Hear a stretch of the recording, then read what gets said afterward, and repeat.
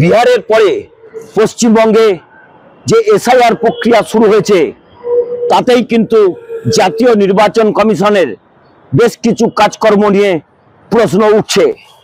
কারণ যেখানে গোটা রাজ্যে এক ধরনের নিয়ম, সেখানে দক্ষিণ 24 পরগনার ক্ষেত্রে কেন অন্য নিয়ম, তা নিয়েই প্রশ্ন তুলছে তৃণমূল কংগ্রেস।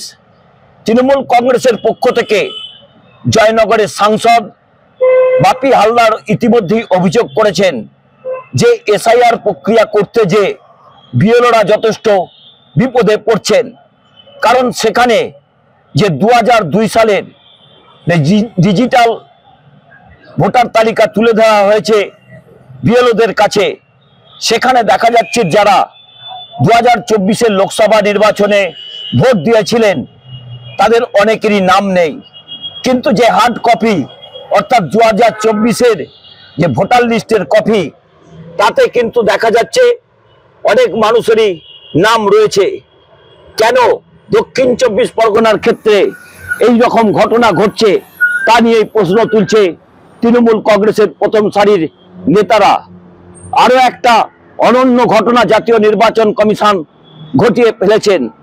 দক্ষিণ 24 পরগনার কুলপি বিধানসভা কেন্দ্রের কোনো রকম নোটিফিকেশন ছাড়াই জাতীয় নির্বাচন কমিশন জানিয়েছেন যে 2003 সালে ভোটার তালিকা অনুযায়ী বিএলওরা কাজকর্ম করবেন। এখন প্রশ্ন উঠছে, তাহলে কি বিএলওদের কাছে নতুন কোনো নির্দেশিকা জাতীয় নির্বাচন কমিশনের পক্ষ থেকে পাঠানো হয়েছে, বা তাদের জন্য কি নতুন কোনো নোটিফিকেশন জাতীয় নির্বাচন কমিশন করেছেন? এর কোনো সদুত্তর জাতীয় নির্বাচন কমিশনের কর্তাদের নেই।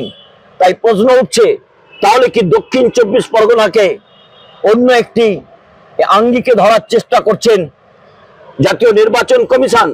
তৃণমূল কংগ্রেসের অভিযোগ, জাতীয় নির্বাচন কমিশন এবং ভারতীয় জনতা পার্টি হাত ধরেই তারা এই এসআইআর প্রক্রিয়াকে চালাচ্ছেন। কারণ যে রাজনৈতিক উদ্দেশ্যে দক্ষিণ 24 পরগনাতে অন্য নিয়ম এই জাতীয় নির্বাচন কমিশন চালানোর চেষ্টা করছেন, তারই বিরুদ্ধে পথে নেমেছে তৃণমূল কংগ্রেস। তাহলে প্রশ্ন, কেন এক অভিন্ন ঘটনা ঘটতে চলেছে দক্ষিণ 24 পরগনায়? দক্ষিণ 24 পরগনা তো পশ্চিমবঙ্গের যে 42টি লোকসভা রয়েছে তার মধ্যে ডায়মন্ড হারবার, জয়নগর এবং মথুরাপুর রয়েছে। কিন্তু সেই জায়গাতেই কেন জাতীয় নির্বাচন কমিশন ভিন্ন ভিন্ন আইন প্রদর্শন করছেন তা নিয়ে প্রশ্ন উঠছে।